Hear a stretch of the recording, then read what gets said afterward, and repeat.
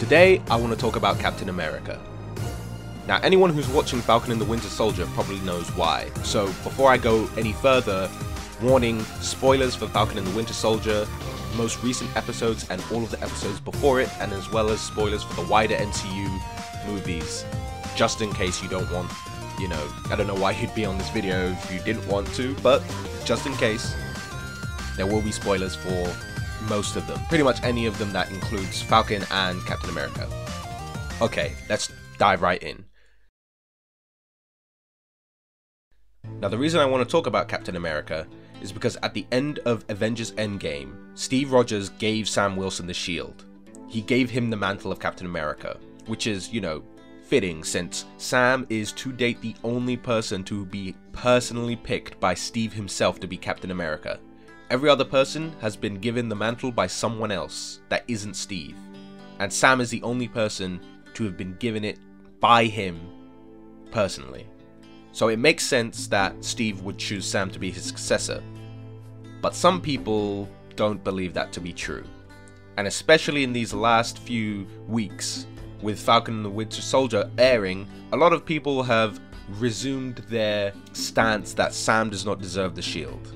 Or not deserve, just other people deserve it more than him. And it's fine.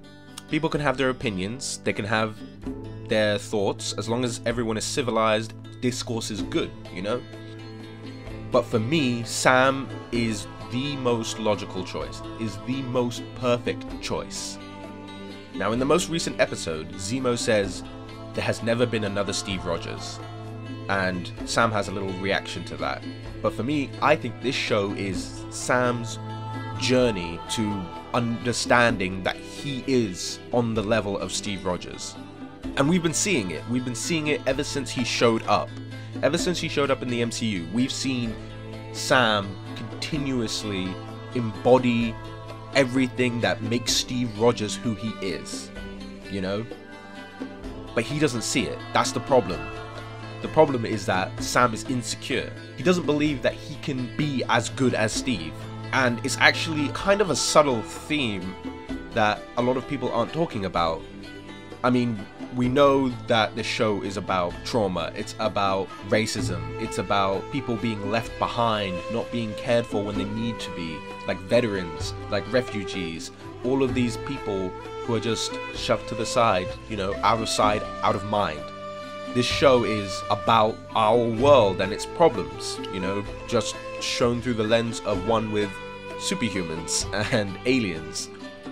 What I'm trying to say is that the theme that is not as prevalent is the fact that Sam and Bucky put Steve on a ridiculous pedestal, and that Zemo is right about the fact that people putting symbols on pedestals and worshipping them is detrimental. Now, the reason I say this is because Sam, obviously, he looks up to Steve so much that he sees himself as unworthy to be Captain America. And then we have on the flip side Bucky, who puts so much stock, so much worth in what Steve says, that just the fact, just the idea that he was wrong about Sam makes Bucky question whether he was right about him. It makes him question his self-worth too. Now we have these two characters who are clearly conflicted, clearly hurting, and clearly suffering, but they don't understand what they're suffering from, is the problem. These emotions are clouding their judgment, are affecting how they see themselves and each other. It's why Sam started to slightly agree with Zemo about the shield, that it should be destroyed, because in his mind he thinks nobody could ever be on the level of Steve Rogers, so therefore the shield just shouldn't exist, because it will always be there tempting people to try and be him when they can't. But the problem is, people can. Because Sam is Steve Rogers. He is everything good about him in another person. And Steve saw that, and that's why he gave him the shield. And the reason I say this is, for me, I think there are 4 main ingredients to making the perfect Captain America. And by 4 main ingredients, I mean 4 main attributes that Steve Rogers himself has and embodies. Now, the first one, I think, is duty. Duty to yourself, duty to people around you, and having the will to serve that duty. I've said duty too many times. And Sam, his very first appearance in The Winter Soldier, he demonstrates that will to serve what he believes is right. Because what happens? Steve and Natasha show up at his door after Hydra / Shield / Hydra blah blah blah try to kill them. And he lets them in, he, you know, lets them lay low. He overhears their plan to take on Shield. Like, this isn't just some, oh, we're gonna go fight the police, or we're gonna go fight these... well, the government are mall cops compared to Shield. But without a second thought, Sam is like, yeah, okay, I'm gonna help you. And Steve's even like, no, you got out for a reason. You don't have to do this.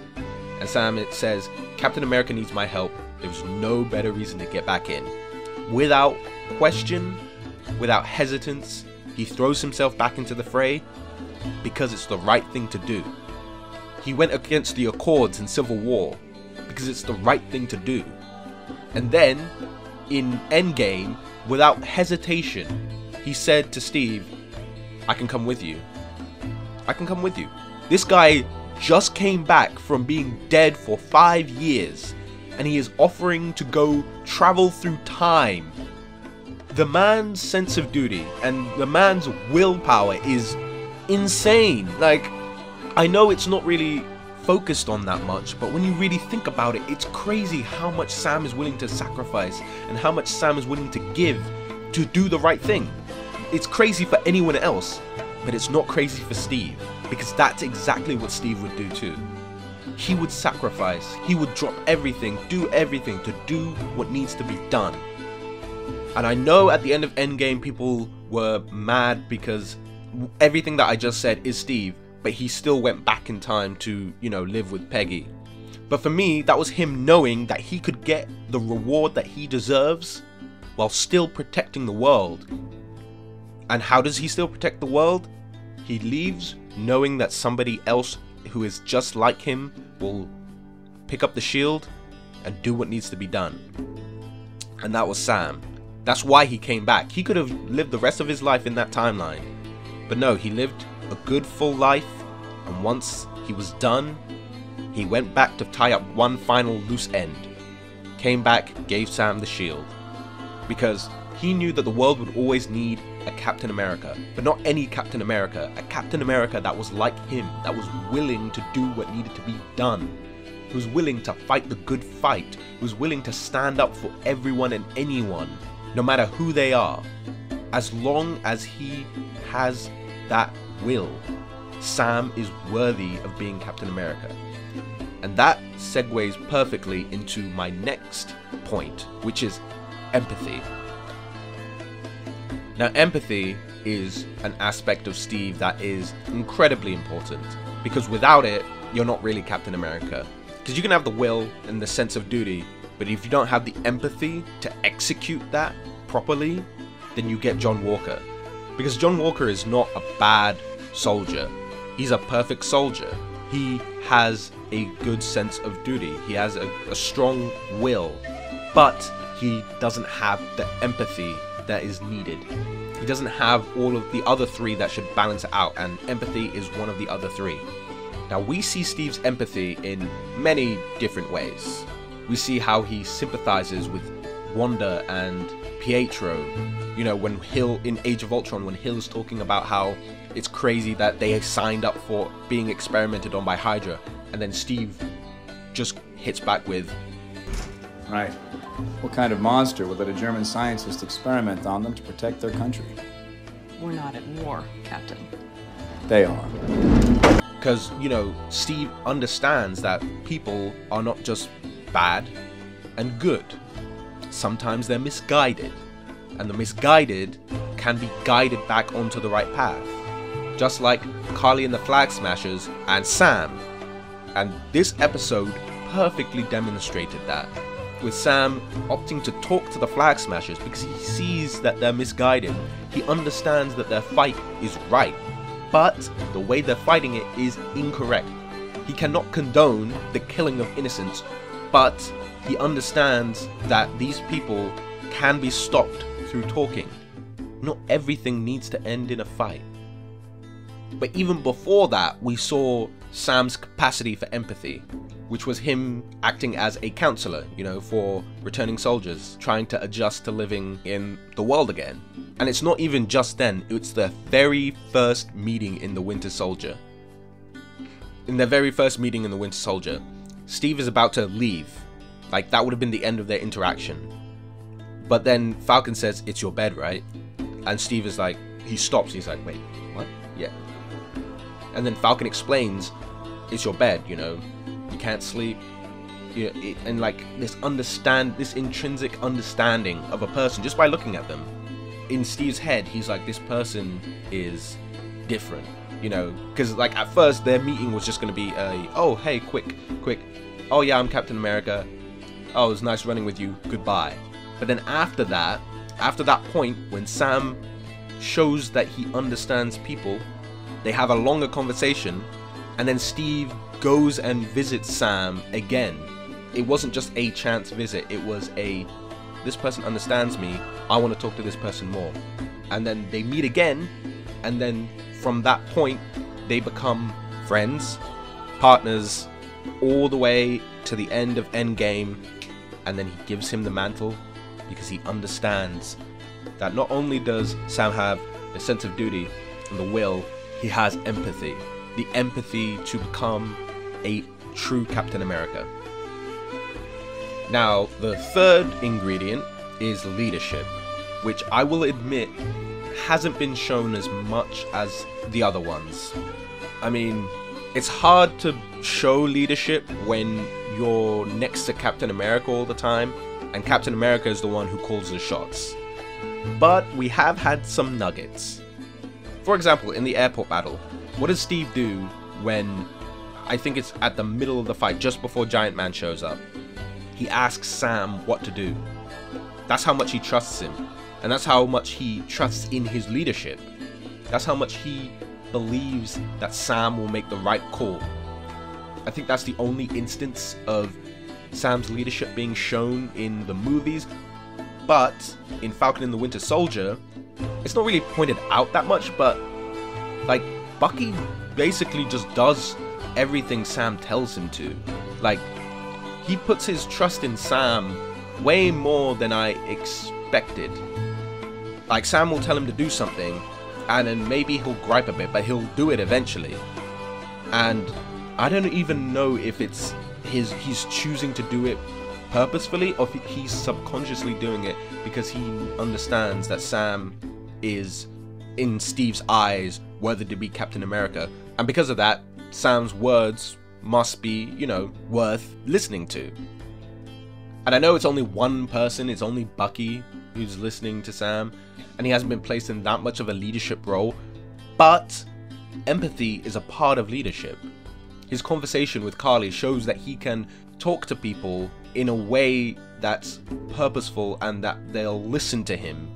Because even Carly flipped and was willing to recruit him, was willing to ask Sam to join her just from that conversation. And that's the power of Captain America. That's the power of somebody who understands, because it's the leadership and the empathy combined together. Boom.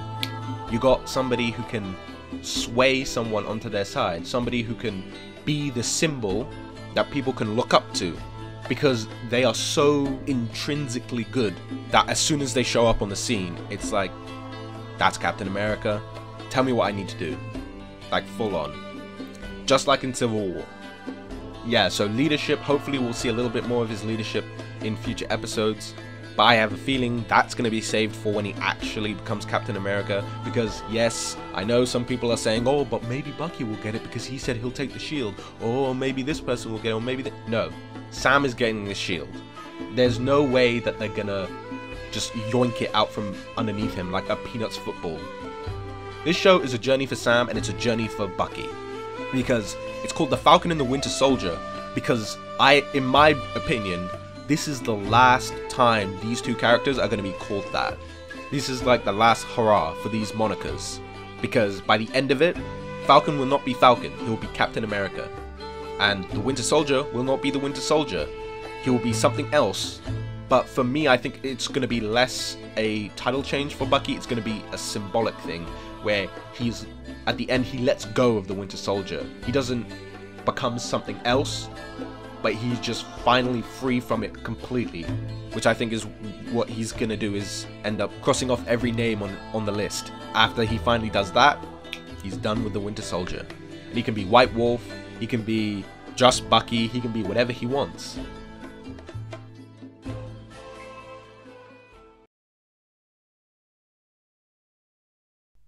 Now, the final ingredient is what ties it all together: humility.